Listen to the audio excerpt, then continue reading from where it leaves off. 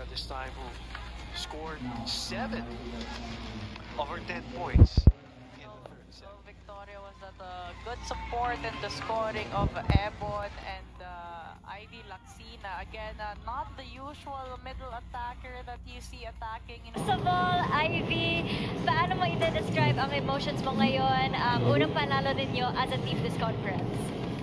Siyempre, sobrang saya po kasi nakaka-boost po sa team namin to eh. And kailangan talaga namin to dahil nga po nakatatlong talo na po kami. So parang dito kami magsisimula na maging paangat po yung laro. Bago mag-start ng game, nag-usap tayo at sabi mo sa akin na alalay lang for this game. You did your recovery and rest para makapaglaro ngayon.